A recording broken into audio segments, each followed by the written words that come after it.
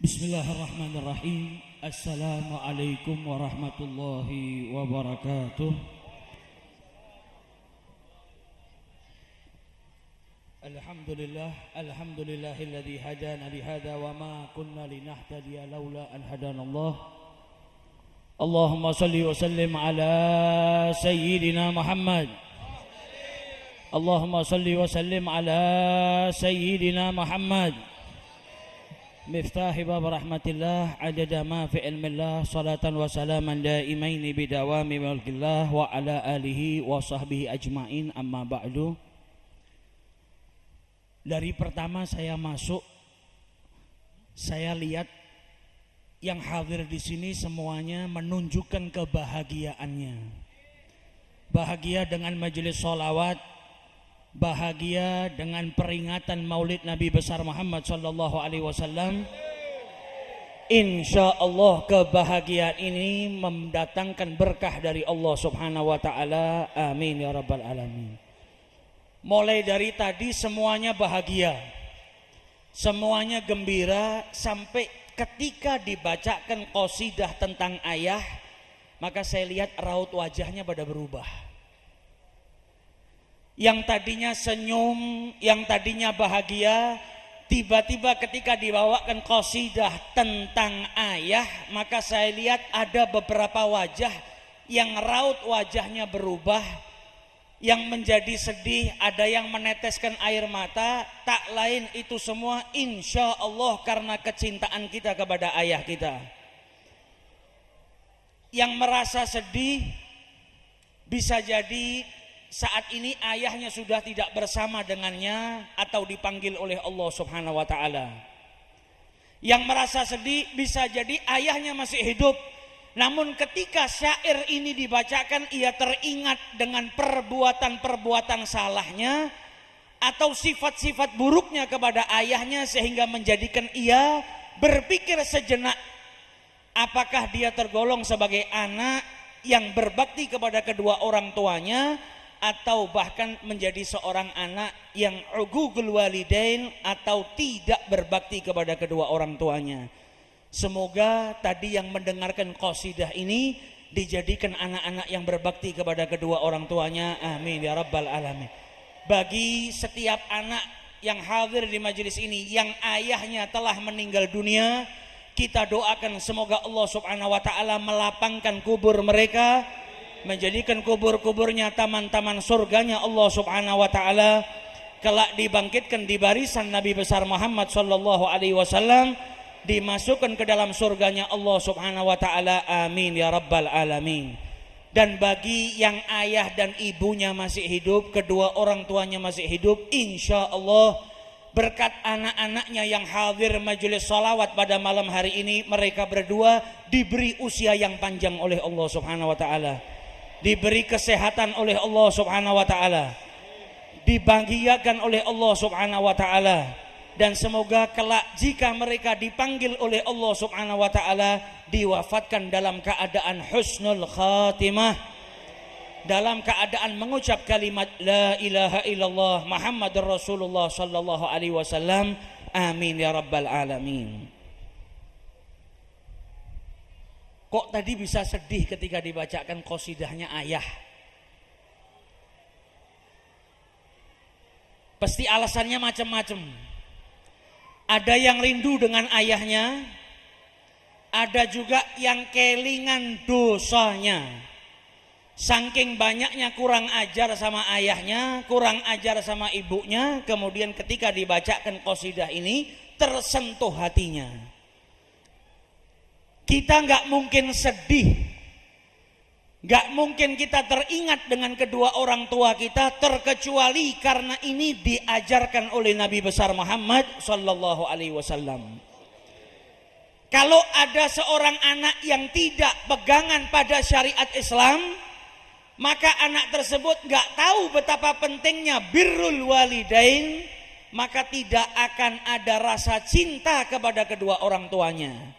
Maka mau dibacakan qasidah tentang ayah 1000 kali nggak akan menggugah hatinya, mau dikisahkan tentang perjuangan ayahnya yang mati-matian berjuang untuk anaknya, tidak mungkin tersentuh hatinya karena sang anak tidak memiliki sifat birrul walidain dan karena ia tidak berpegang teguh kepada ajaran yang dibawa oleh junjungan Nabi besar Muhammad sallallahu alaihi wasallam. Beberapa tahun yang lalu di negara barat ada satu masjid yang kalau setiap sore diajarkan di sana bacaan Al-Quran. Kalau di kita namanya TPA.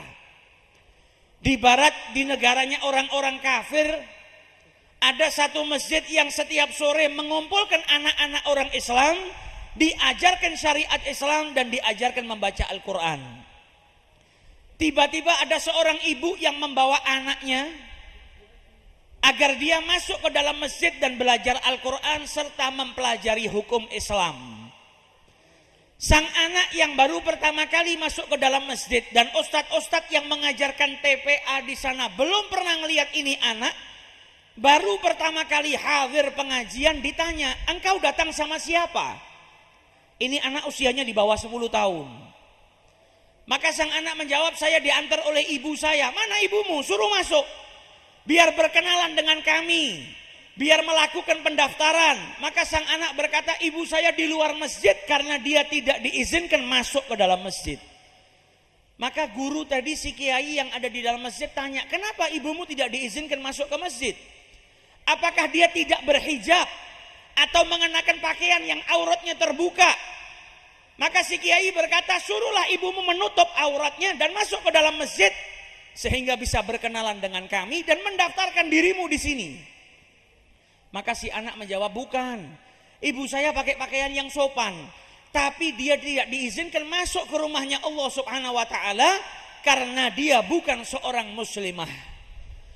Maka si kiai ini kaget, la haula wala quwata illa billah. Ada ibu yang ngantarkan anaknya masuk ke masjid untuk ngaji, belajar Islam, tapi ibunya bukan muslimah. Maka si kiai tadi bertanya, mana ibumu? Tunjukkan saya ingin berkenalan dengan ibumu.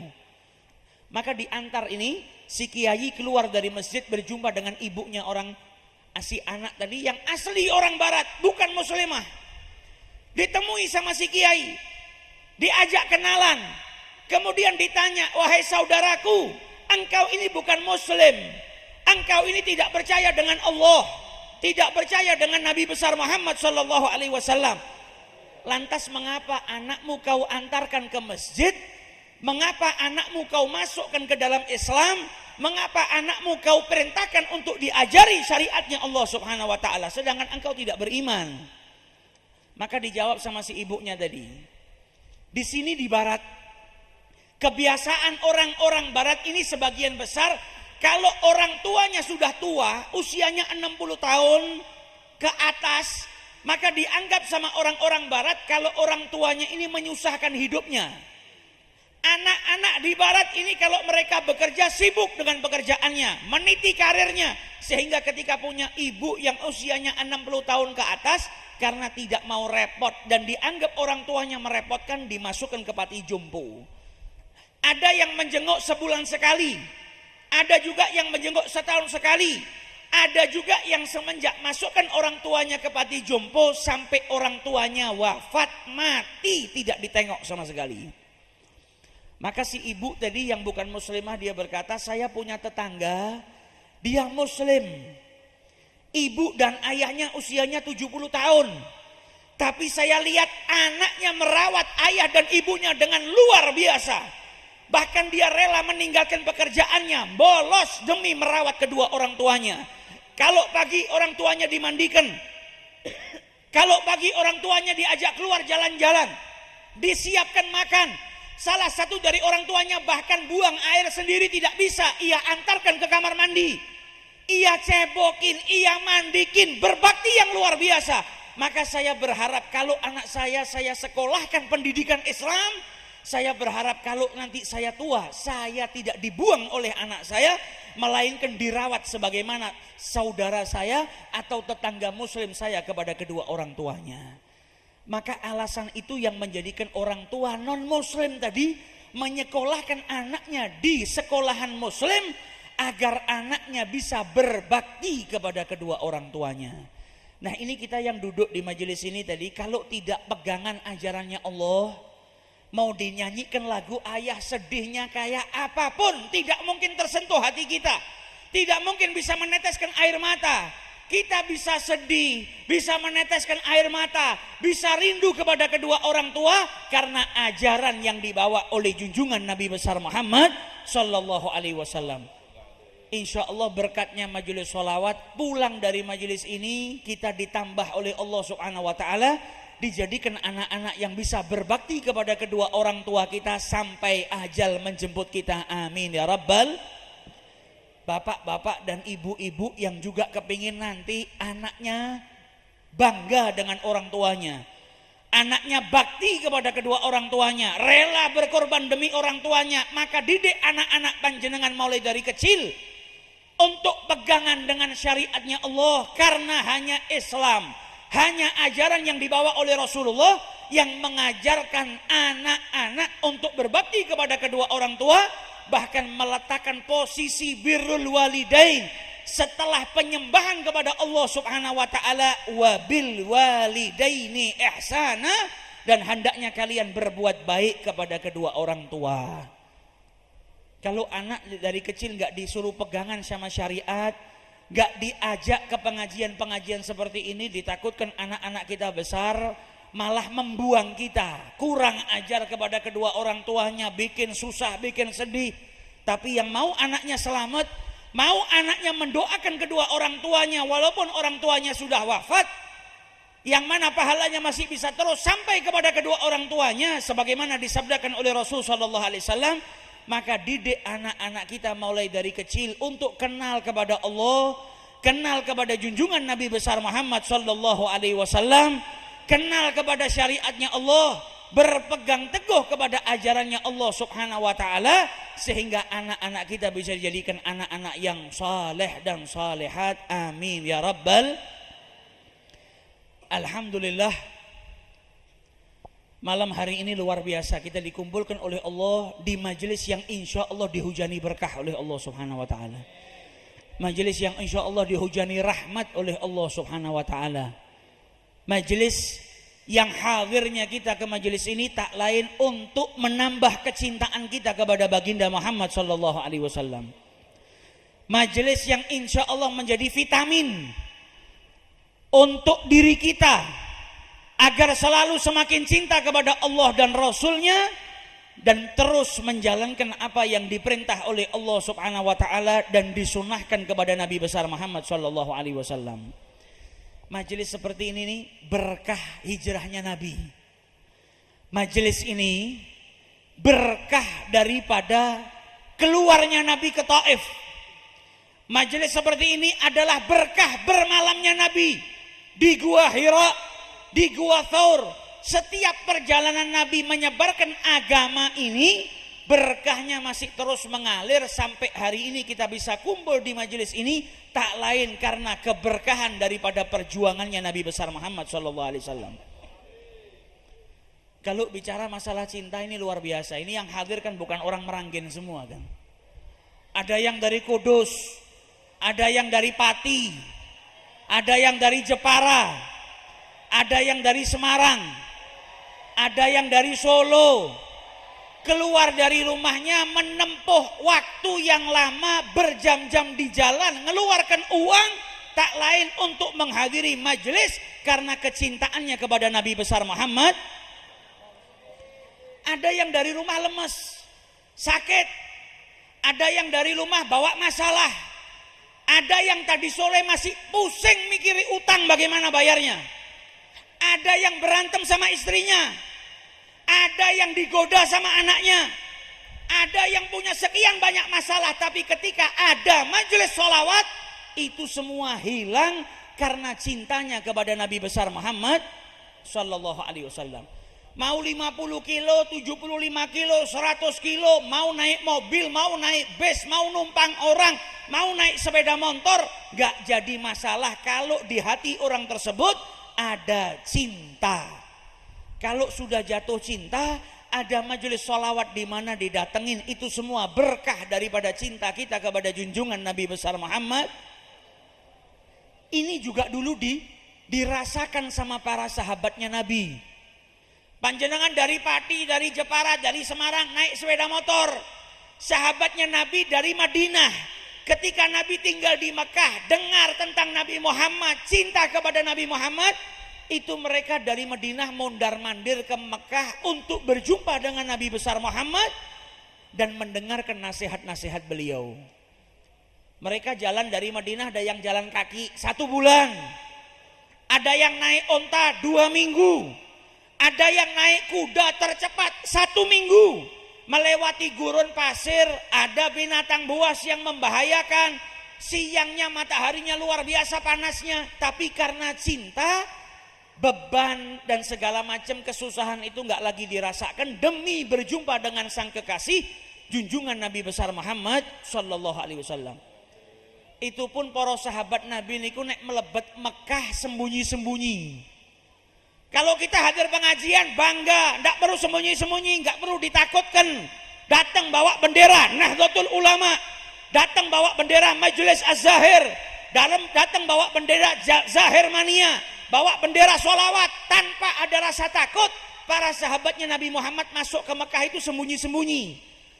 Bermalam terlebih dahulu di gunung di luar Mekah. Karena mereka kalau ketahuan orang kafir Quraisy bisa dibunuh, karena mereka hendak berjumpa dengan musuh utama orang kafir, yaitu junjungan Nabi besar Muhammad sallallahu alaihi wasallam. Kanjeng Nabi niku nek badhe nemoni para sahabat saking Madinah, itu keluar dari rumahnya malam-malam juga sembunyi-sembunyi. Para sahabat Nabi keluar jadi mata-mata ngelihat, ya Rasulullah penduduk Mekah sudah pada tidur, baru Nabi keluar. Jalan keluar Mekah, sampai di luar pintu Mekah menemui para sahabat yang datang dari Madinah. Kemudian Nabi memberikan nasihat kepada mereka, memberikan wejangan kepada mereka. Setelah itu mereka pun berpisah dengan Rasulullah sallallahu alaihi wasallam. Mereka pulang ke Madinah dengan kebahagiaan. Mereka pulang ke Madinah dengan rasa bahagia yang luar biasa karena telah berjumpa dengan sang pujaan hati, yaitu junjungan Nabi besar Muhammad sallallahu alaihi wasallam. Terus Nabi Muhammad dakwah tak kenal lelah. Agar apa? Agar kita yang duduk malam hari ini di majelis ini bisa beriman kepada Allah Subhanahu wa taala dan bisa berpegangan dengan ajaran yang dibawa oleh junjungan Nabi besar Muhammad sallallahu alaihi wasallam. Sallu ala Nabi. Sallu ala Nabi. Sallu ala Nabi. Kalau Nabi dakwahnya males-malesan, ya Islam nggak sampai ke zaman kita. Kalau Nabi dakwahnya setengah-setengah, kita yang duduk di majelis ini mungkin saat ini nggak beriman kepada Allah. Tapi karena perjuangan Nabi yang luar biasa dan kecintaan para sahabat Nabi besar Muhammad sallallahu alaihi wasallam yang luar biasa, menjadikan Islam sampai ke zaman kita. Kalau dulu para sahabatnya Nabi ditakut-takutin pakai pedang, disuruh keluar dari Islam nggak mempan. Ini sekarang sholawatan ada tikus apa ada kucing itu pada berdiri semua? Hah? Ada ular. Nanti yang kecokot biayanya ditanggung sama panitia. Pilih dicokot boyo apa cokot ulo? Podo-podo dicokotnya dipilih. Insya Allah kita dicokot rahmatnya Allah Subhanahu wa ta'ala. Orang yang cinta sama Nabi gak akan dicelakain sama ular sama apapun. Insya Allah yang cinta dengan Nabi besar Muhammad selamat dunia dan akhirat. Amin ya Rabbal. Para sahabat Nabi yang cinta kepada Nabi Muhammad, kebanyakan dari mereka dulu orang-orang yang lemah, gak dipandang oleh orang-orang kafir Quraisy, fuqara wal masakin. Bahkan ada orang-orang yang disebut sebagai orang penakut, seperti Bilal ibnu Rabah. Bilal ibnu Rabah niku dikenal jireh, penakut. Kalau disuruh bergulat takut, kalau dipaksa sama majikannya bergulat pasti kalah, gak pernah menang. Tapi ketika orang-orang yang lemah ini cinta kepada Nabi besar Muhammad SAW, kecintaan itu menjadikan mereka tidak memiliki rasa takut terkecuali kepada Allah Subhanahu wa taala dan kepada Rasulullah sallallahu alaihi wasallam. niku tiang-tiang kafir niku sampai takjub kalih para sahabat Kanjeng Nabi.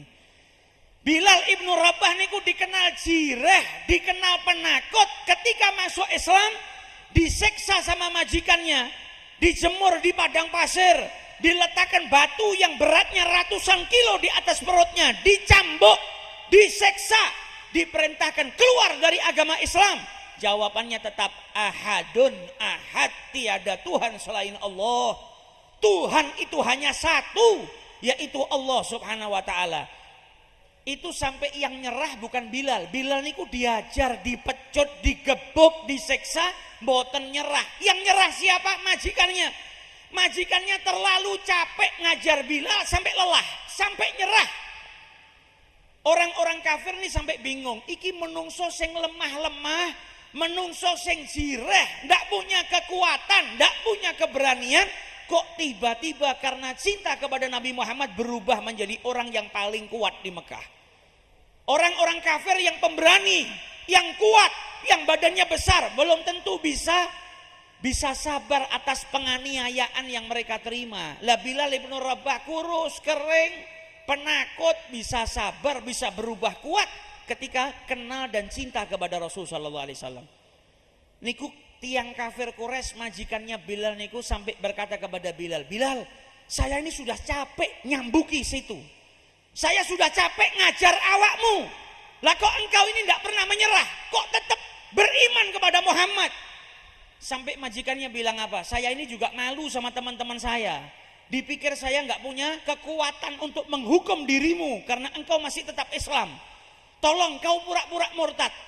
Saya akan cambuk dirimu dan engkau pura-puralah untuk keluar dari agamanya Muhammad, dari ajarannya Nabi Muhammad. Imbalannya saya merdekakan dirimu dan panjenengan niku mau minta apa saya kasih. Yang penting etok-etok murtad." Karena apa? Majikannya sudah malu. Bilal tetap ahadun ahad, ahadun ahad, sampai majikannya nyerah, nggak bisa lagi menghukum Bilal atau memaksa Bilal keluar dari ajarannya Allah Subhanahu wa taala. Mengapa bisa demikian? Karena cintanya kepada Rasulullah sallallahu alaihi wasallam. Sumayyah, seorang wanita yang dicatat dalam sejarah Islam. Islam ini yang pertama kali mati dalam keadaan syahid. Orang pertama yang mati syahid dalam Islam adalah seorang wanita. Jadi orang kalau berkata manusia itu yang paling kuat kaum lelaki, salah. Buktinya orang yang paling pertama wafat dalam keadaan syahid fisabilillah, kuat menahan siksaan dari orang kafir Quraisy adalah seorang wanita, bahkan wanita tua. Sumayyah sudah tua, suaminya juga sudah tua, anaknya juga. Ketiga orang ini diseksa sama Abu Jahal dan orang-orang kafir Quraisy dengan siksaan yang luar biasa. Dicambuk, tidak dikasih makan, tidak dikasih minum, badannya dipendam di dalam tanah, dikeluarkan kepalanya saja. Kepanasan luar biasa. Diperintahkan keluar dari ajarannya Allah, tetap la ilaha illallah Muhammadur Rasulullah. Sampai akhirnya Abu Bakar Siddiq mendatangi keluarga Sumayyah dan berkata, "Rasulullah mengucapkan salam kepada kalian."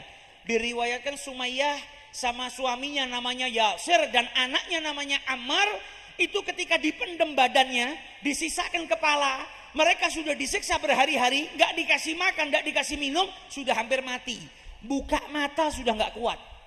Tapi ketika Abu Bakar Siddiq datang bawakan salam dari sang kekasih, namanya kekasih hatinya disebutkan, Rasulullah mengucapkan salam kepada kalian.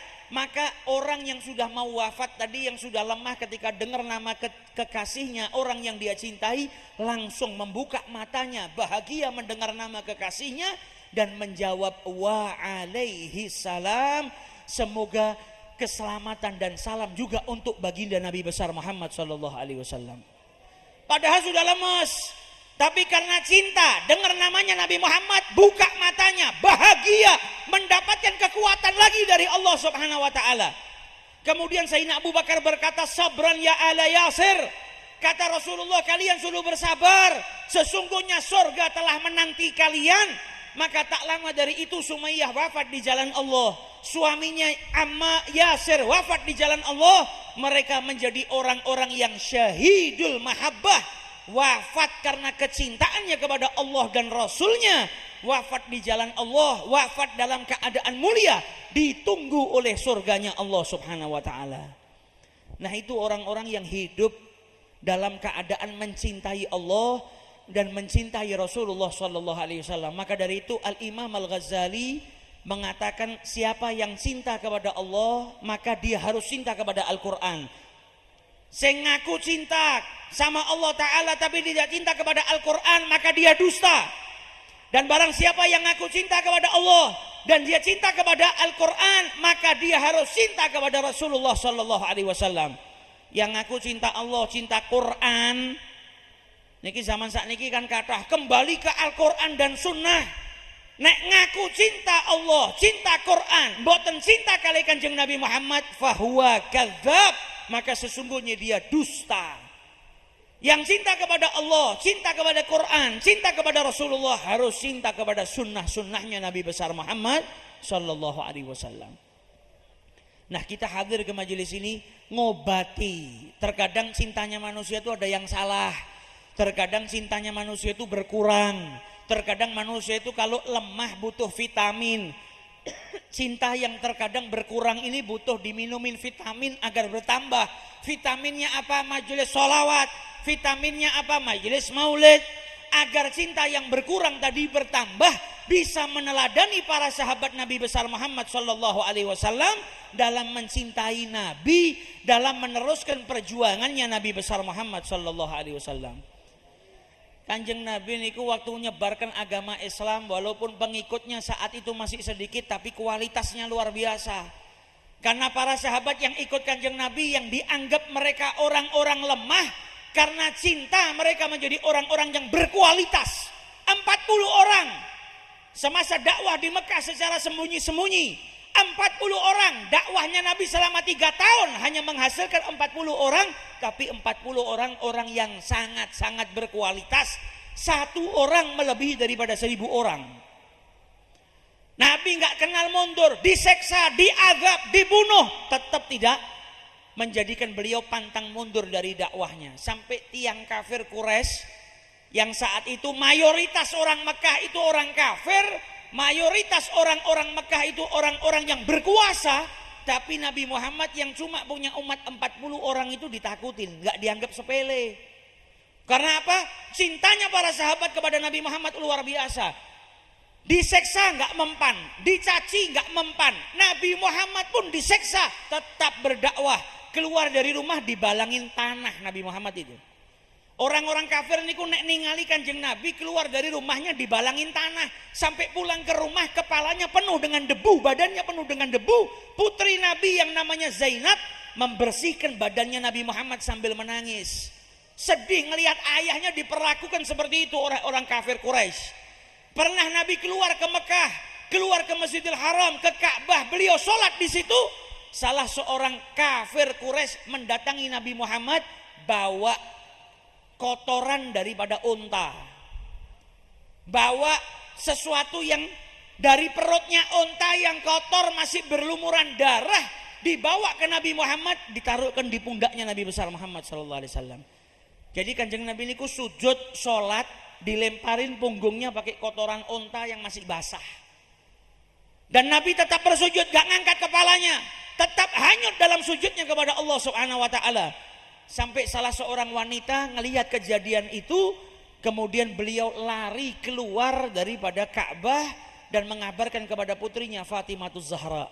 Sayyidah Fatimah pun datang kepada ayahnya, bersihin kotoran yang ada di pundaknya Kanjeng Nabi sambil marah melihat perlakuannya orang-orang kafir Quraisy. Sayyidina Abu Bakar As-Siddiq pernah melihat perlakuan yang sama dilakukan kepada Rasulullah, maka Abu Bakar pun marah. Beliau melihat ada salah seorang kafir Quraisy yang datangin Nabi ketika Nabi sedang sujud, niku lehernya Kanjeng Nabi dicekek pakai selendang. Orang kafir itu melepaskan selendangnya, diikatkan ke lehernya Nabi Muhammad, dicekek sekuat mungkin. Tapi Nabi tetap bersujud, gak bangun dari sujudnya.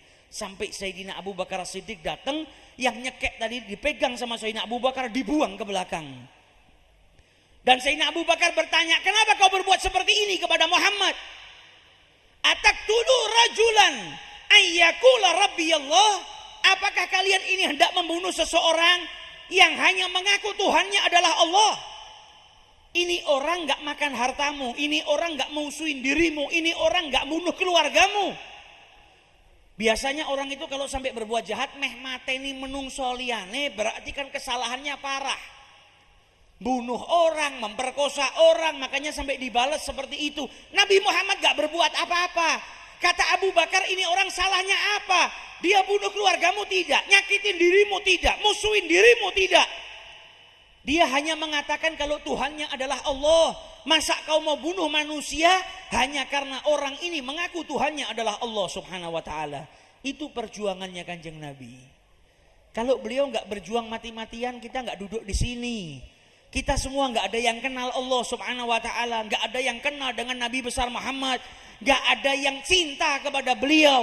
Tapi karena perjuangan dakwah beliau yang luar biasa, menjadikan kita mencintai beliau, kenal kepada Allah, menjalankan syariatnya Allah subhanahu wa ta'ala. Berkat dakwahnya Nabi besar Muhammad sallallahu alaihi wasallam. Sallu ala Nabi.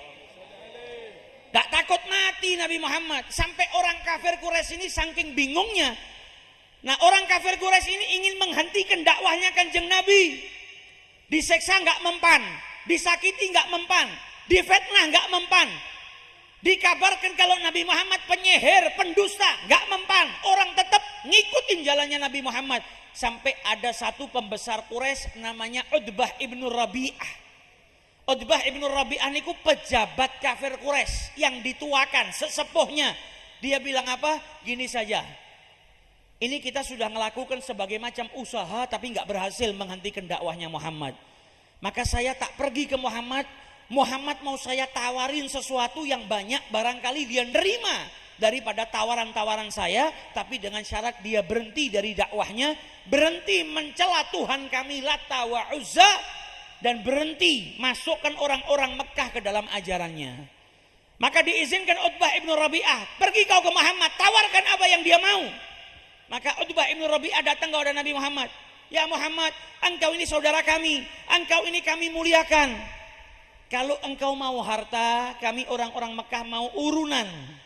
Harta kami gabungkan, kami berikan kepada dirimu, sehingga engkau menjadi orang yang paling kaya di Mekah. Kemudian Nabi Muhammad bertanya, ada lagi? Kalau engkau punya hajat selain ini sebutkan. Maka orang kafir berkata apa? Ya Muhammad, kalau engkau ingin wanita, kami akan berikan wanita yang paling cantik di Mekah untuk dirimu. Ya Muhammad, kalau engkau ingin menjadikan dirimu seorang raja, maka kami orang-orang Mekah siap menjadi anak buahmu, asalkan engkau berhenti dakwah. Kamu jadi rajanya orang Mekah. Kami mau jadi ajudanmu, kami rela menjadi pasukanmu, asalkan engkau berhenti dakwah. Jadi orang kafir Quraisy ini saking putus asanya, sampai dia itu menawarkan sesuatu kepada Nabi Muhammad yang gak masuk akal. Orang Mekah niku tiang-tiang sing sombong, orang yang sombongnya luar biasa, angkuh. Tapi karena sudah gak bisa menghentikan dakwahnya Nabi Muhammad, mereka berkata apa? Kalau kau ingin jadi orang yang paling kaya, kami kumpulkan harta, engkau jadi orang paling kaya. Kalau engkau ingin jadi penguasa, kami berikan kekuasaan. Kalau engkau ingin jadi raja, wahai Muhammad, ya sudah, kamu akan kami angkat jadi raja, dan kami ini rakyatmu. Saking sudah gak bisa menghentikan dakwahnya Nabi, rela berkata seperti itu. Maka apa kata Nabi Muhammad? Aku tidak diutus oleh Allah untuk mengumpulkan harta, cari harta atau kekuasaan, melainkan aku diutus oleh Allah subhanahu wa ta'ala untuk menjadi rasulnya, bawa ajaran Allah subhanahu wa ta'ala. Aku diutus oleh Allah sebagai basyiran wa nadhiran, bawa kabar gembira dan juga bawa peringatan dari Allah subhanahu wa ta'ala. Kalian mau terima? Monggo. Kalian tidak mau terima, maka tunggulah hukumnya Allah subhanahu wa ta'ala. Ditinggal sama Nabi Muhammad sallallahu alaihi wasallam. Utbah ibnu Rabi'ah pulang kepada kaumnya gak bawa hasil. Orang kafir datang lagi kepada Nabi Muhammad, bawa permintaan yang lebih besar daripada Utbah ibnu Rabi'ah. Ya Muhammad, kau mau minta apa saja kami berikan. Mau wanita banyak kami kasih, mau harta yang banyak kami kasih. Semuanya pada datang Nabi kepada Nabi Muhammad menawarkan hal-hal yang sifatnya duniawiyah, agar Nabi besar Muhammad SAW berhenti daripada dakwahnya. Namun itu semua ditolak. Sampai tiang kafir Quraisy niki saking putus asanya, mereka berkata apa? Ya Muhammad, sudahlah kalau begini lebih baik kita bikin persetujuan. 1 hari kami ikut kamu nyembah Allah Ta'ala. Besok kamu dan para sahabatmu ikut nyembah Tuhan kami Lata wa Uzza. Jadi kita ini adil, gak pecah belah. Sehari agamamu, sehari agama kami. Besok lagi agamamu, besok lagi agama kami. Kami terima agamamu asalkan kamu juga menyembah Tuhan kami sehari-sehari. Maka enggak dijawab sama Nabi besar Muhammad SAW. Saat itu turun firman Allah Subhanahu wa taala, "Qul ya ayyuhal kafirun la a'budu ma ta'budun," sampai dengan akhir ayat. Kami enggak nyembah Tuhanmu, engkau juga enggak perlu nyembah Tuhan kami. Bagiku agamaku dan bagimu agamamu. Setelah itu orang kafir Quraisy tambah benci sama Nabi Muhammad, tambah nyiksa kanjeng Nabi, tambah musuhi kanjeng Nabi. Itu semua tidak menggoyahkan perjuangannya Nabi besar Muhammad SAW. Beliau tetap berdakwah, nggak kenal lelah, nggak kenal bahaya, tetap menempuh jalan-jalan yang terjal demi mewujudkan syariatnya Allah Subhanahu wa taala agar tersebar luas. Akhirnya Islam sampai ke zaman kita. Kalau bukan karena dakwahnya Nabi yang mati-matian, kalau bukan karena dakwahnya para sahabat Nabi dan para tabi'in, maka Islam tidak sampai ke zaman kita. Maka dari itu sudah selayaknya kita mencintai beliau, cinta kepada Rasulullah Sallallahu Alaihi Wasallam, cinta kepada para sahabat-sahabatnya Nabi besar Muhammad Sallallahu Alaihi Wasallam, cinta kepada siapapun yang meneruskan perjuangan dakwahnya Nabi besar Muhammad Sallallahu Alaihi Wasallam. Semoga majelis maulid ini menjadikan kita tambah cinta kepada beliau, menjadikan kecintaan tersebut menjadikan kita menghidupkan sunnah-sunnahnya Nabi besar Muhammad Sallallahu Alaihi Wasallam. Dan berkat majelis maulid ini semoga Allah Subhanahu wa taala mengabulkan hajat-hajat kita, hajat-hajat duniawiyah maupun hajat-hajat ukhrawiyah. Yang lagi sakit berkat majelis maulid diberi kesembuhan oleh Allah Subhanahu wa taala, yang sedang dalam keadaan kesusahan diberikan jalan keluar oleh Allah Subhanahu wa taala, yang sedang tersangkut utang piutang insyaallah berkat majelis maulid diberikan jalan keluar oleh Allah Subhanahu wa taala. Dan semoga berkat kecintaan kita kepada beliau sebelum wafat insyaallah mata-mata kita telah dimuliakan untuk berjumpa dengan Nabi besar Muhammad Sallallahu Alaihi Wasallam dalam keadaan mimpi maupun dalam keadaan yaqdzatan. Dan insyaallah kita semua diizinkan untuk berziarah ke makam Nabi besar Muhammad Sallallahu Alaihi Wasallam, berziarah ke Baitullahil Haram. Amin ya rabbal alamin. Allahumma ja'al fi jam'ina hadza jam'an marhuma wa tafarruquna min ba'd tafarruqan ma'suma. Allahumma arinal haqqa haqqa warzuqna ittiba'ah wa arinal batila batila warzuqna istinabah bi fadli subhana rabbika rabbil izzati amma yasifun wa salamun alal mursalin walhamdulillahi rabbil alamin wal afu minkum. Assalamualaikum warahmatullahi wabarakatuh.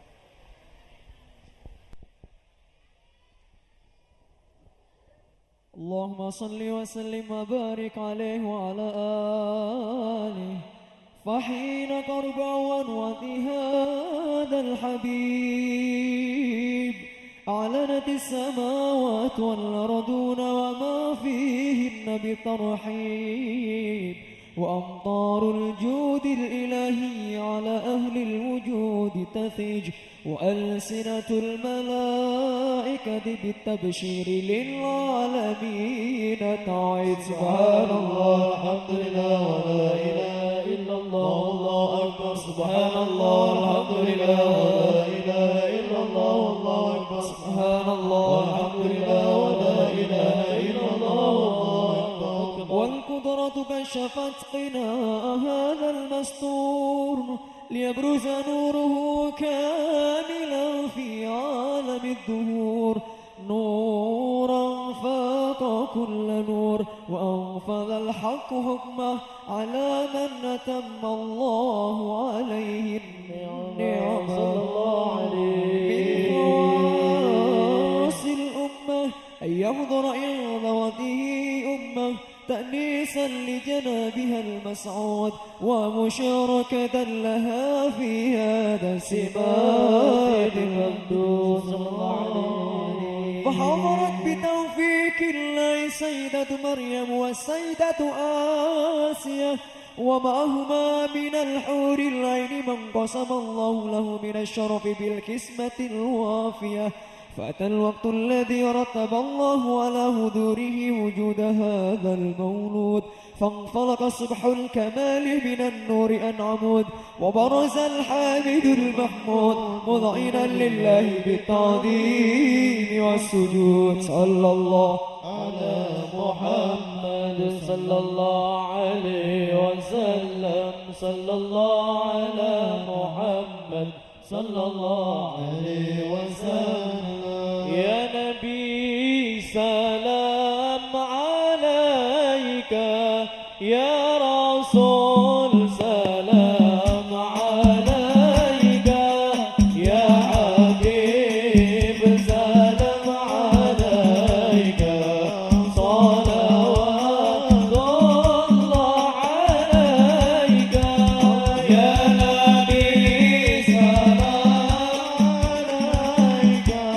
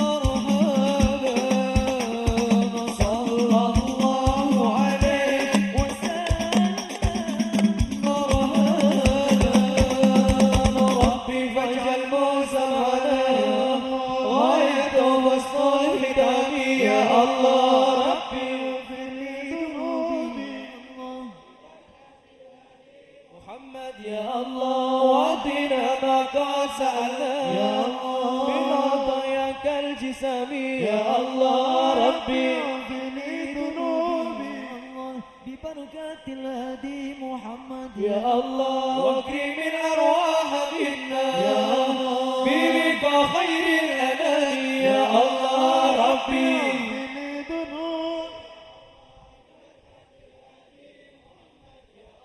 وابلغ المختار عنا من صلاة وسلام يا الله ربي اغفر لي ذنوبي يا الله ببركة الهادي محمد يا الله.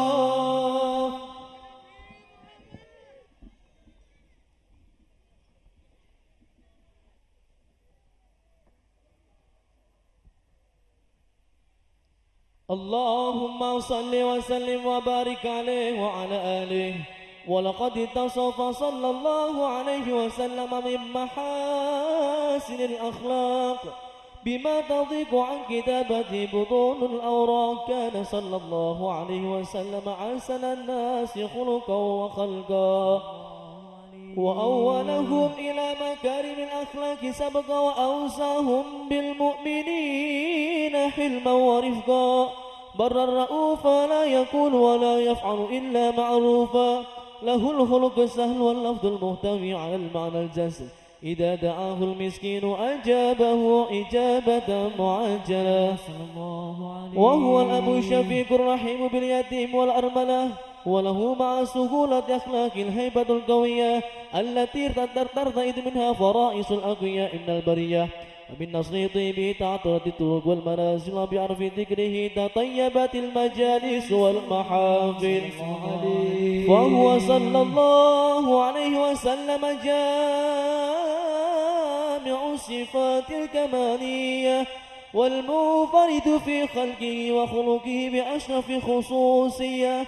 فما من خلق في البرية محمود إلا وهو متلقى عن زين الوجود.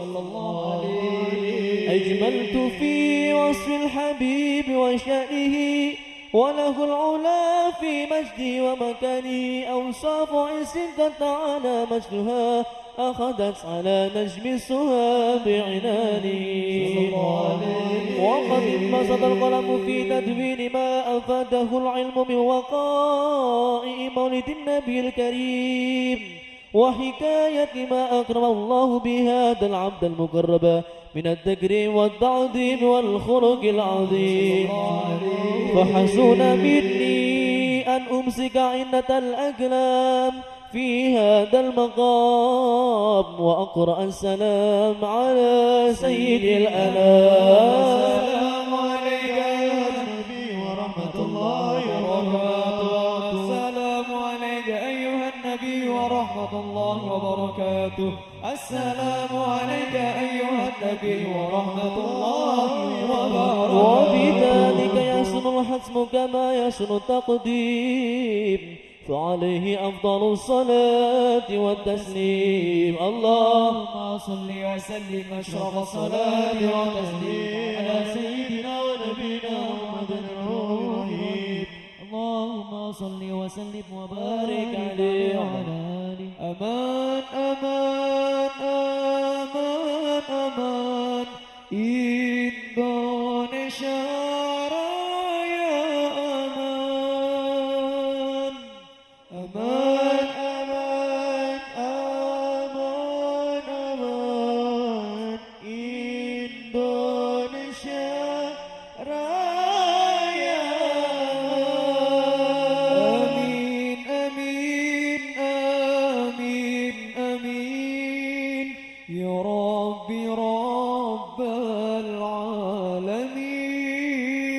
Amin amin amin amin wa ya mujib as-sa'ilin.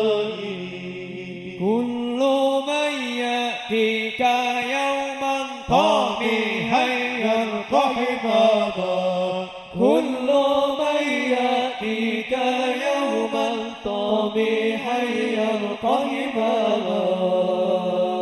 Ya lal watan ya lal watan ya lal watan haqqul watan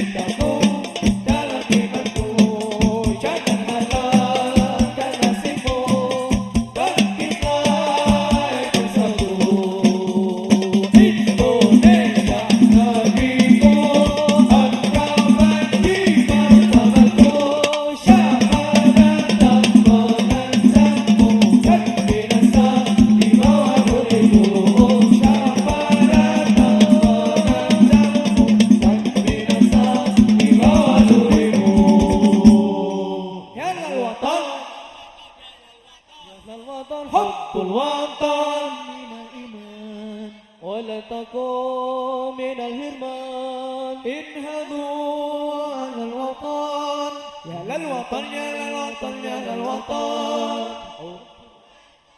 من الإيمان ولا تكن من الهرمان انهضوا على الوطن Indonesia بلادي أنت عنوان الفخر كل من يأتيك يوما طبيعيا قائما كل من يأتيك يوما طبيعيا قائما